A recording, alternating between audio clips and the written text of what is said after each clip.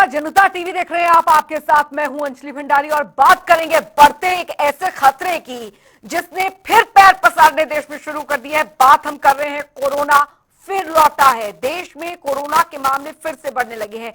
दिल्ली, हरियाणा, गुजरात, केरल समेत कई राज्यों में कोविड-19 के मामले सामने आए हैं और 2 मरीजों की मौत का कारण भी कोरोना बन चुका है। राजधानी दिल्ली में सरकार ने कोरोना को लेकर सभी अस्पतालों के लिए एडवाइजरी भी जारी की गई है। एडवाइजरी में सभी अस्पतालों को बेड, ऑक्सीजन, एंटीबायोटिक्स, अन्य दवाओं और वैक्सीन की उपलब्धता सुनिश्चित करने के निर्देश दिए गए हैं।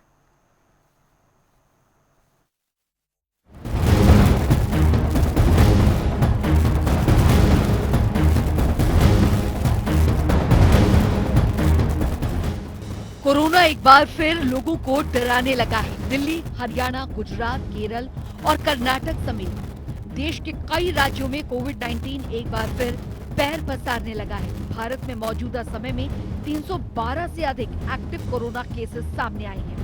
वहीं गुजरात, हरियाणा और केरल समेत कई राज्यों में तो कोविड-19 के मामले सबसे ज्यादा सामने आ रहे हैं। गुरुवार को गुजरात में कोरोना वायरस के 15 नए मामले सामने आए, जबकि हरियाणा के गुरुग्राम और फरीदाबाद से कोविड-19 संक्रमण के 3 मामले नए सामने आए।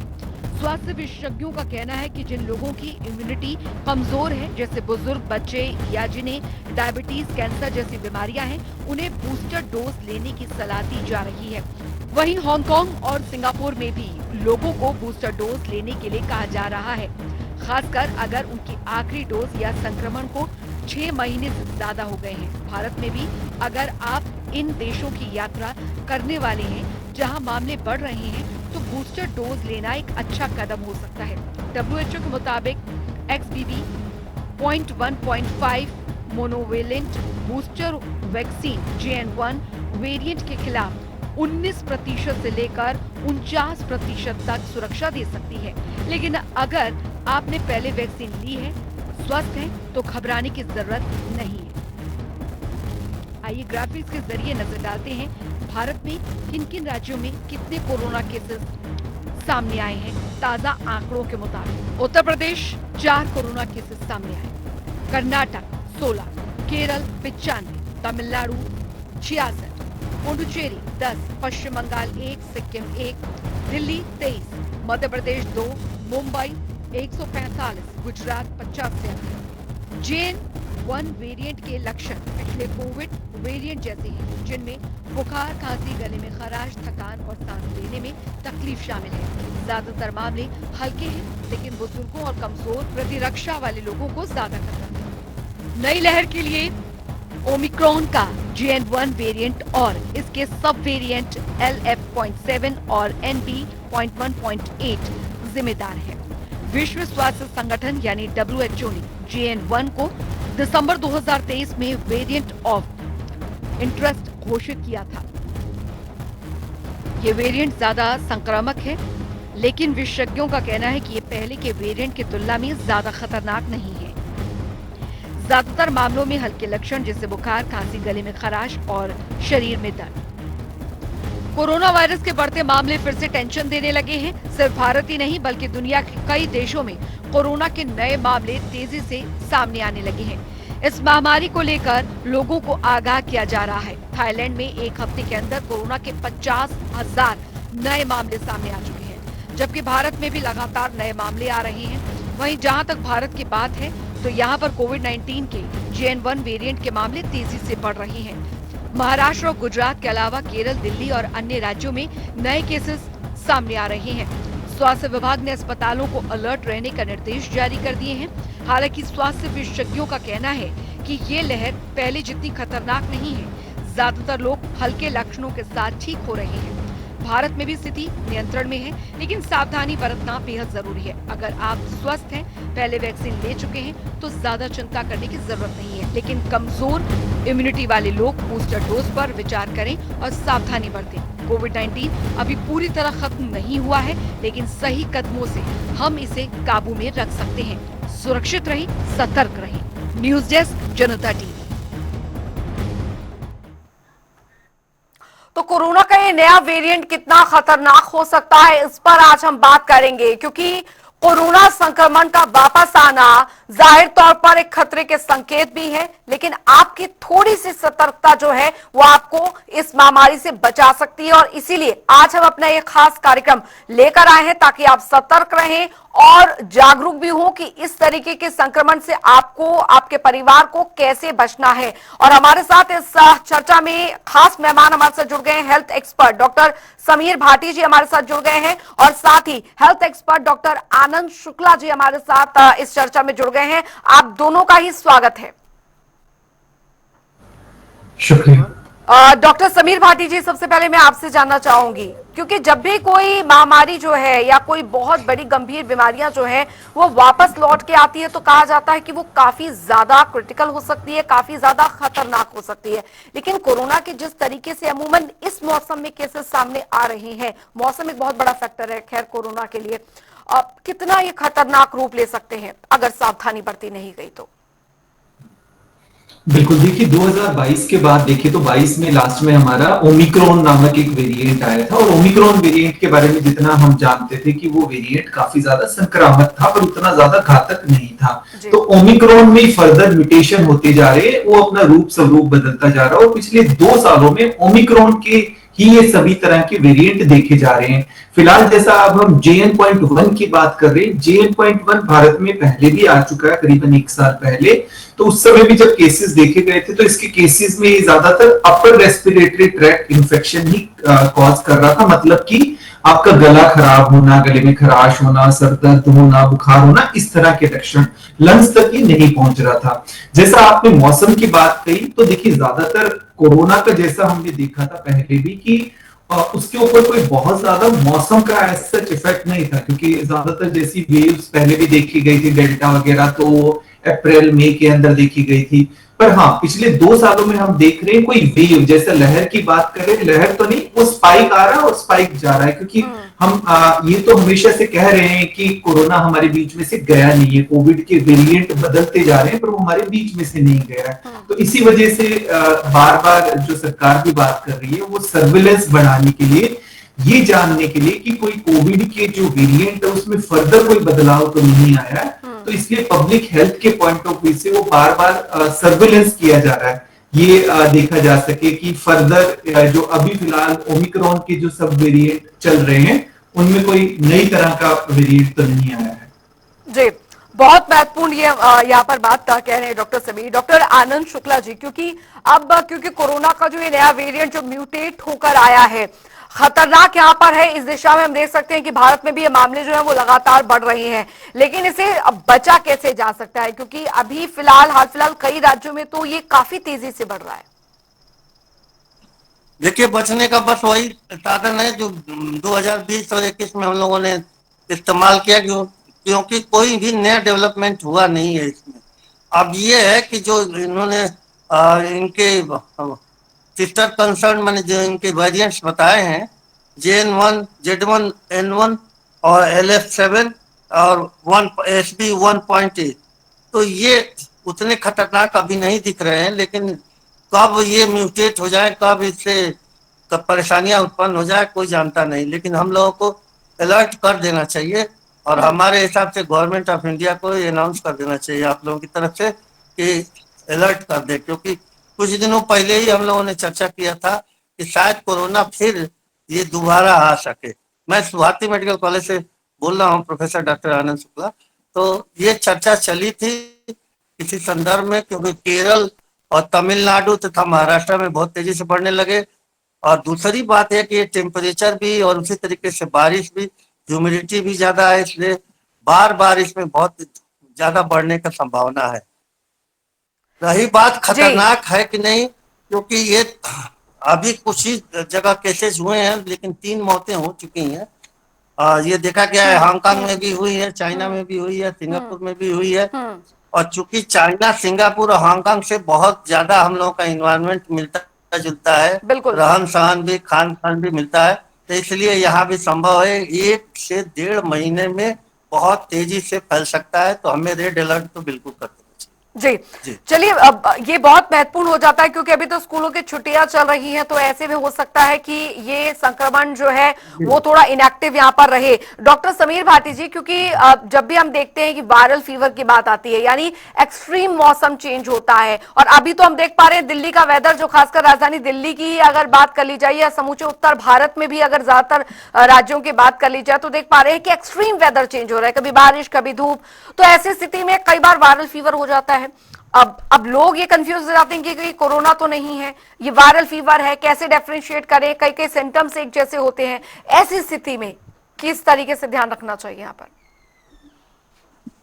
बिल्कुल, जैसे सीजनल वेरिएशन हो रहा है और खास तौर पे इस तरह का मौसम जब काफी ज्यादा बदलाव, जैसे थोड़ा टेम्परेचर में अभी गिरावट हो रही है, ह्यूमिडिटी भी बढ़ रही है, तो ये जो मौसम होता है ये वायरस और बैक्टीरिया के लिए पूरी तरह से अनुकूल होता है और कई तरह के वायरस बैक्टीरिया देखे जाते हैं। और फिलहाल जैसा गर्मियों के अंदर देखें तो पेट से संबंधित प्रॉब्लम भी काफी ज्यादा बढ़ जाती है, जैसे वॉमिटिंग होना, डायरिया होना, टाइफाइड होना। और JN.1 या ओमिक्रॉन के जो सब वेरिएंट है उनमें भी पेट से संबंधित कई बार प्रॉब्लम होती है। तो ऐसा नहीं है कि कई बार आपको पेट से संबंधित प्रॉब्लम है तो वो गैस्ट्रोइंटेस्टाइनल ही है, वो भी एक कोविड का प्रकार हो सकता है। पर यहाँ पर समझने वाली बात ये है कि इसमें दो कैटेगरी है। देखिए, एक तो जो बुजुर्ग लोग हैं या जिनको पहले से कोई ना कोई गंभीर बीमारी है, लिवर या किडनी से संबंधित, हार्ट से संबंधित, या फिर कैंसर के पेशेंट जिनका कीमोथेरेपी वगैरह चल रहा है, जिनकी इम्यूनिटी किसी वजह से वीक है, तो ऐसे लोगों को अगर कोई भी लक्षण आते हैं जैसे सर्दी खांसी जुकाम ऐसा कुछ भी, तो उनको जांच जरूर करानी है ताकि ये जान ले कि कहीं उनको संक्रमण है कि नहीं और अपना वो ठीक तरीके से टाइम से इलाज कर सके। हेल्दी लोग हैं, हेल्दी लोग को एकदम से टेस्ट तो कराने की जरूरत नहीं है अगर उनको लक्षण होते हैं, पर वो मास्क जरूर पहने ताकि वो संक्रमण किसी और अन्य व्यक्ति को ना दे जिनकी इम्यूनिटी वीक है। तो इस तरह से ये कैटेगरी हमें डिफाइन करनी और इस तरह से हमें ध्यान रखना बहुत ज्यादा जरूरी है। और सबके लिए ओवरऑल ये ध्यान रखना जरूरी है कि अपनी इम्यूनिटी के ऊपर काम करते रहें, और इम्यूनिटी ठीक बनाए रखने के लिए जरूरी है कि अपनी डाइट का ध्यान रखें, जिसमें सबसे जरूरी है विटामिन सी, जो कि नेचुरल सोर्स से लें आप, आंवला हो गया या जो भी खट्टे फल होते हैं उनमें विटामिन सी होता है। और साथ ही साथ अगर आपका विटामिन डी कम है तो विटामिन डी का ध्यान रखें, अपनी नींद ठीक रखें, स्ट्रेस मैनेजमेंट रखें, हाइड्रेशन का पूरी तरह से ध्यान रखें, व्यायाम वगैरह करते रहें। इन सब चीजों से आपकी इम्यूनिटी ठीक तरीके से बनी रहेगी। और बुजुर्ग लोग एक बार अपने डॉक्टर से कंसल्ट करें, वो फ्लू की वैक्सीन भी ले सकते हैं, कि फ्लू की वैक्सीन उनके लिए जरूरी होती है। जाहिर तौर पर ये बहुत महत्वपूर्ण हो जाता है कि जब पूरी तरीके से एक्सपर्ट, जो हेल्थ एक्सपर्ट है, जो डॉक्टर है, उनसे आप कंसर्न करें, उसके बाद ही उसका ट्रीटमेंट जो है वो आगे बढ़ाएं। लेकिन डॉक्टर आनंद शुक्ला जी, अब सवाल यहाँ पर ये होता है कि देखिए, कई बार बच्चे और बुजुर्ग सबसे ज्यादा इसमें इन्फेक्ट हो सकते हैं, या फिर गर्भवती महिलाएं जो है उनके लिए खतरा काफी ज्यादा हो जाता है। अब ऐसी स्थिति में अगर नॉर्थ इंडिया हो या साउथ इंडिया हो, खासकर यहाँ पर जिस तेजी के साथ मामले सामने आ रहे हैं वो अलार्मिंग सिचुएशन है, और यही वजह है कि कई जगहों पर हेल्थ एडवाइजरी जो है वो जारी कर दी गई है। 2-3 मौतें भी हो चुकी है कोरोना से। तो अब क्या ये समझें कि अलार्मिंग सिचुएशन है जिस पर सरकारों को भी यहाँ पर ध्यान देना चाहिए, अस्पतालों में कम से कम वो वैकल्पिक जो व्यवस्थाएं हैं उन्हें यहाँ पर कर देना चाहिए, कि अगर इस तरीके की महामारी फिर लौटती है तो कम से कम पिछली बार की तरह स्थिति ना होने पाए, जैसा हमने फर्स्ट और सेकेंड वेव में देखा था अस्पतालों के हालात। जी बिल्कुल, आपने सही कहा, लेकिन अब ये वेरिएंट पे कहा नहीं जा सकता। वैसे हम लोगों के सरकार ने भी वेंटिलेटर्स वगैरह बहुत ज्यादा खरीद के रखे हैं, क्योंकि सबसे ज्यादा रिस्पायरेटरी टिश्यू पे इफेक्ट करने से ज्यादा दिक्कत होती है। जी। तीसरी बात बहुत महत्वपूर्ण है जो आपने बताया कि आइसोलेशन के लिए बेड्स हम लोग तैयार किए हैं। गुवाहाटी में अलग वार्ड हम लोगों ने बना रखा है, क्योंकि अलार्मिंग हम लोगों को पहले से बताया जा चुका था कि यहाँ पे अप्रैल में भी कुछ केसेस थे, करीब 10,000 करीब थे, और मई में 14,000 से ऊपर होने लगे और धीरे धीरे बहुत तेजी से बढ़ने लगे। तो हो सकता है कि 1 महीने के भीतर जून आते आते बहुत तेजी से बढ़ जाए। तो हमें यही कहना था, सजेशन देना था कि क्योंकि कोरोना को पहचानना थोड़ा बहुत मुश्किल अब नहीं रह गया है। सब लोग जानते हैं कि इसमें बहुत ज्यादा बदन दर्द होता है और तरह तरह के मैनिफेस्टेशन जैसे वायरल में होता है वैसे ही होता है। रही बात कोरोना की डायग्नोसिस बनाने की, तो हम लोग क्या पीसीआर वगैरह है, मल्टीप्लेक्स पीसीआर भी है, बड़ी बड़ी मशीनें हैं जो लाखों लोगों की एक बार में डायग्नोसिस बना दे। जी तीसरी चीज ये है कि ट्रीटमेंट तो कोई खास होता नहीं, बस ये है कि बुजुर्ग और बच्चों तथा गर्भ वाली महिलाओं को बड़ा जरूरी है कि कैसे उन्हें दूर रखें। तो ये आइसोलेशन से हम लोग कंप्लीट वो कर सकते हैं। तीसरा जो बहुत जरूरी चीज है कि मास्क पे थोड़ा सा, जहाँ मास्क कलेक्शन हो, जैसे रेलवे हुआ, रोडवेज हुआ, वहां पे भीड़ न रहे, और मेट्रो के स्टेशन पे भीड़ न रहे। साथ में मास्क लगा के चलना शुरू कर दे, हाथ न मिलाए। और हमें लग रहा है कि 1 महीने के भीतर हो जाएगा। जी इसको अलर्ट ही समझिए, क्योंकि जनता टीवी से ही हमने 2019 में भाग के आपके बिल्कुल यहाँ से बंद कराया था। तब सरकार 3 दिन बाद बंद की। तो ये चीज आज बहुत अच्छा आपने कोमल जी बात शुरुआत की है। तो जनता को अलर्ट कराइए, जी गवर्नमेंट को भी कराइए। जी जी। बिल्कुल, ये बहुत और इंपॉर्टेंट है। देखिए, अब इसकी जागरूकता होनी चाहिए यहाँ पर। डॉक्टर समीर भाटी जी, अब वैक्सीनेशन की बात यहाँ पर आ रही है। कोरोना के समय सबने वैक्सीनेशन जो है वो भी ली, बूस्टर डोज भी ली, लेकिन अब सबके जहन में ये सवाल है कि क्या उन्हें दोबारा वैक्सीनेशन जो है वो लेनी पड़ेगी। अब क्या वो जो वैक्सीनेशन ली थी वो अब कोई उसका असर नहीं होगा, जो अभी स्थिति बनी हुई है। लेकिन एक जो अभी ऑब्जर्वेशन मैं देख पा रही हूं, जो आंकड़े निकलकर पूरे भारत में सामने आए हैं, उसमें अब ये हो सकता है कि ये डाइसी सिचुएशन है कि शायद ऐसा पॉसिबल है कि साउथ में अगर हम देखें, केरल में सबसे ज्यादा मामले हैं, महाराष्ट्र में सबसे ज्यादा मामले हैं, तमिलनाडु में सबसे ज्यादा कोरोना के मामले हैं। ऐसा सिचुएशन बनी हुई है, या फिर ये एक बस ये है कि हो सकता है कि ये मामले वहां पर सबसे जल्दी बढ़ रहे हैं साउथ से। बिल्कुल, देखिए जैसे आपके 2 सवाल है। एक तो आपने जो बूस्टर डोज को लेकर बात कही है, वो अगर हम वैक्सीन की बात करें तो वैक्सीन की, जैसे हम लोगों को भारत के अंदर वैक्सीन लगना शुरू हो गया था 2020 में सितंबर में, और 21 के अंदर भी एक दूसरी और वैक्सीन आई थी। तो वैक्सीन की जैसे फर्स्ट डोज सबने ली, उसके बाद सेकेंड डोज भी ली, पर जो वो वैक्सीन बनी थी, हमारी वैक्सीन जो फर्स्ट पहले जो वेरिएंट आया था अल्फा, उसको लेकर बनी हुई थी। उसके बाद वेरिएंट में काफी ज्यादा बदलाव आते रहे, पर हाँ ये रहा है कि वो वैक्सीन लगने के बाद जितने भी तरह के वेरिएंट आए, उससे हम लोगों को प्रोटेक्शन मिला। और साथ के साथ भारत में देखें तो वैक्सीन तो लगी है ज्यादातर सभी लोगों को 2 डोज, उसके साथ साथ नेचुरल इन्फेक्शन भी हुआ, तो एक तरह की हाइब्रिड इम्यूनिटी बन गई। और उस तरह से जैसा अभी देख भी रहे हैं कि हर साल कुछ कुछ स्पाइक आती है, तो थोड़ा इन्फेक्शन सबको हो जाता है और एक नेचुरल इम्यूनिटी बन जाती है और हमें वेरिएंट के अगेंस्ट प्रोटेक्शन मिल जाता है। तो बूस्टर को लेकर सरकार की तरफ से अभी आगे फर्दर कोई दिशा निर्देश नहीं आए हैं, क्योंकि अभी वेरिएंट बिल्कुल चेंज हो चुका है। तो अभी के हिसाब से जिस तरह का वेरिएंट के अकॉर्डिंगली वैक्सीन फर्दर अवेलेबल होगी, तो उसके लिए जैसे सरकार की तरफ से गाइडलाइंस आएगी, उसके ऊपर आगे रोल आउट या काम किया जाएगा। दूसरी बात, जैसे आपने बात की कि जैसे अभी साउथ इंडिया के अंदर केसेस बढ़ रहे हैं, महाराष्ट्र के अंदर केसेस बढ़ रहे हैं, तो पैटर्न ज्यादातर ऐसा देखा जाता है अक्सर कि स्पाइक पहले वहां पर शुरू होता है कि केरला में, महाराष्ट्र में, फिर धीरे धीरे नॉर्थ इंडिया के अंदर, उत्तरी भारत की तरफ इधर आने शुरू होते हैं। तो पहले ज्यादातर जहां पर ट्रेवलिंग ज्यादा होती है उन जगह पर होते हैं स्पाइक, जो मेट्रोपॉलिटन बड़े शहर है वहां पर होते हैं, फिर उसके बाद छोटे शहरों में, और उसके बाद धीरे धीरे गांव में। तो स्पाइक वहां पर पहले बढ़ते हैं, फिर कम हो जाते हैं, फिर दूसरी जगह जाते हैं, बढ़ते कम होते हैं। तो ऐसी स्पाइक्स आती है इस तरह की।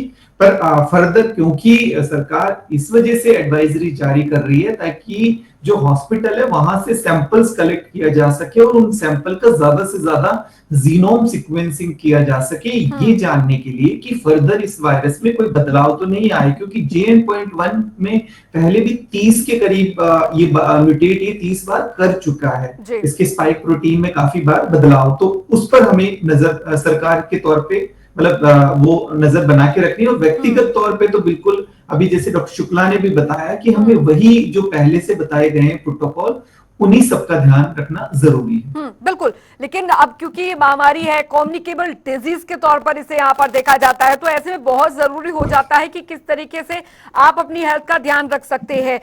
डॉक्टर आनंद शुक्ला जी, अब क्योंकि देखिए अभी तो स्कूलों की छुट्टियां हैं, अमूमन गर्मियों की छुट्टियां पड़ी हुई हैं, तो लोग अभी रिलैक्स हो रखे हैं, लेकिन जब स्कूल खुलेंगे, कॉलेजेस यहाँ पर खुलेंगे, तो बहुत इंपॉर्टेंट यहाँ पर हो जाता है कि किस तरीके से ध्यान जो है वो रखना है परिवार का, बच्चों का खासकर। तो ऐसी स्थिति में आप क्या सुजेस्ट करेंगे? क्योंकि कोरोना की अगर लहर हमने देखा था 2020 में कि अप्रैल का ही महीना था जब लॉकडाउन लगा दिया गया था, कोरोना केसेस एकदम से शूट आउट हुए थे पूरे देश में, और उसके बाद की स्थिति तो हर किसी ने देखी है। अब ये वही महीना आसपास का चल रहा है और कोरोना एक बार फिर डराने लगा है। ऐसी स्थिति में क्या कुछ सावधानियां बरतनी चाहिए हमें? जी, बहुत सही आपने क्वेश्चन पूछा। जैसा कि डॉक्टर साहब ने बताया, केरला, तमिलनाडु और महाराष्ट्र में इसलिए हुआ है क्योंकि वहाँ पे इंटरनेशनल यात्री बहुत ज्यादा हैं, और सिंगापुर, हांगकांग, चाइना में काम लोग करते हैं। अगर आप ढूंढिएगा तो पता चलेगा कि वो लोग वहाँ से बाई एयर आए हैं। पहला चीज तो एयर ट्रैफिक पे स्क्रीनिंग स्टार्ट कर दी जाए। दूसरा चीज जो है, हम लोग बच्चों के लिए थोड़ा सा सहूलियत रखें। अगर स्कूलों में 1-2 केसेस भी आता है तो तुरंत वहाँ स्कूल बंद कर देने चाहिए और क्वारंटाइन पीरियड में रखना चाहिए। लेकिन ये चीजें हमेशा अलर्ट रह के काम करना है। दूसरी बात, इम्यूनिटी डेवलप नहीं हुई है, इसलिए टीकाकरण बहुत जरूरी है। टीकाकरण स्टार्ट कर दें अगर जिस एरिया में फैल गया है, क्योंकि बहुत ज्यादा पॉपुलेशन है, तो वॉच करना पड़ेगा कि कहाँ कहाँ आउटब्रेक हो रहा है। तो हमें तो बस यही सोचना है कि हर जगह आप वायरलेस से, पुलिस हेडक्वार्टर से आप अनाउंस कर दें कि हर जगह अलर्ट हो जाए, जहां भी 1-2 केसेस भी आए, क्योंकि पता चलता नहीं। जो इंटरनेशनल फ्लाइट्स रेगुलर वैसे ही उतरते हैं, करीब लाखों लोग आते हैं, लाखों लोग जाते हैं, तो ये पता नहीं चलता। जब वहां पे एपिडेमिक्स आउटब्रेक हो जाती है तब पता चलता है कि कोरोना है। और वो भी बिग हॉस्पिटल में गए तो ठीक है, नहीं बिग हॉस्पिटल में गए तो वहां पे स्क्रीन आउट भी नहीं हुआ, डायग्नोसिस भी नहीं करी। ये सब चीजें हम लोगों को ध्यान में रखना है। और इस तरीके से आप लोग, खुद मीडिया वालों ने बहुत हेल्प किया था, नहीं तो देश का हमें लग रहा था कि 1/3 आदमी तो मर ही जाता। तो ये काम आप लोग शुरू करा दीजिए। बहुत महत्वपूर्ण है। डॉक्टर समीर भाटिया जी, एक लास्ट सवाल मेरा आपसे है, क्योंकि देखिए कोई भी बीमारी, कोई भी वायरस अगर म्यूटेट होता है तो वो पहले से ज्यादा खतरनाक हो जाता है। अब वो स्थिति तो है नहीं कि भारत में फिर लॉकडाउन लगाया जाए या फिर लोगों को, क्योंकि हर बार ये स्थिति नहीं हो सकती, बहुत नुकसान भी होता है, जान माल का नुकसान होता है। लेकिन अब ये खतरा दोबारा दस्तक दे रहा है। ऐसी स्थिति में आप हमारे दर्शकों को कैसे बताना चाहेंगे कि किस तरीके से ध्यान जो है वो रखना है, आने वाले नए खतरे से सावधान रहना है? कौन कौन सी चीजें हैं जिन्हें खासकर जो पेरेंट्स हैं, जो बुजुर्ग हैं, जो महिलाएं हैं, उन्हें खासकर ध्यान रखना, और वो लोग जो कि पहले से ही किसी गंभीर बीमारी से, क्योंकि आप बता रहे हैं कि जो रेस्पिरेटरी डिजीज जिन्हें ज्यादा होती है उनके लिए बहुत ज्यादा खतरा हो जाता है। एक तो मेरे ख्याल से मौत भी हुई है कि इसी वजह से भी, क्योंकि वो रेस्पिरेटरी डिजीज से थे इन्फेक्टेड। तो आप क्या सजेशन जो है वो हमारे व्यूअर्स को देना चाहेंगे सर? बिल्कुल, देखिए जैसे भारत हमारा यूथ ज्यादा है, यहाँ पे युवाओं का देश है, और ज्यादातर यूथ ही हमारा बाहर ज्यादा ट्रैवल करता है, जॉब के लिए, बिजनेस के लिए बाहर होते हैं वो। तो एक तो बस उनको ये ध्यान रखना है कि वो जब एंटर करते हैं, घर में जाते हैं, तो अपने हाथों वगैरह को ठीक से सैनिटाइज करें, और घर के अंदर बुजुर्ग हैं या छोटे बच्चे हैं तो उनसे मिलते हैं तो उस टाइम एक तो अगर उनको थोड़ा हल्का फुल्का कुछ भी लक्षण हो रहा है कि जैसे बॉडी एक हो रहा है या गले में खराश या कुछ ऐसा, वो मास्क जरूर पहने ताकि वो लक्षण उनको ना दे जिनकी इम्यूनिटी वीक है। दूसरा, जैसा हमने बात की कि घर में कोई भी ऐसा व्यक्ति है जिनको पहले से कोई गंभीर बीमारी है तो वो डॉक्टर के संपर्क में जरूर रहें, और उनको अगर फ्लू वगैरह की कोई वैक्सीन लगनी है तो वो वैक्सीन उनको जरूर दिलवा दें। तीसरा, इसमें सबसे ज्यादा जरूरी ये है कि हेल्थ अपडेट जो भी आते हैं वो सही सोर्सेज से लेते रहें। जैसे ministry of health and family welfare की साइट पे सभी तरह से सारी चीजें अपडेट होती है, तो सही सोर्सेज से सही इंफॉर्मेशन वो लेते रहें। और दूसरा कि अगर बुजुर्गों को या किसी को भी ऐसे कोई लक्षण आते हैं तो उनका टेस्ट जरूर करा ले, ताकि अगर आप टेस्ट करा के ये चेक कर लेंगे कि कहीं उनको कोविड से संक्रमण है या नहीं है, तो उनका उस तरह से फर्दर जो भी सिम्टोमेटिक ट्रीटमेंट शुरू होना होगा वो हो जाएगा। सेल्फ मेडिकेशन कोई भी ना करें कि अपनी तरफ से कोई भी दवाएं, क्योंकि जैसा पहले भी हमने देखा था कि लोग एंटीबायोटिक और ये सब खाना शुरू कर देते हैं, उनका कोई रोल होता नहीं है कोविड के अंदर। तो अपनी तरफ से दवाएं ना खाएं, बिना डॉक्टर से संपर्क करें।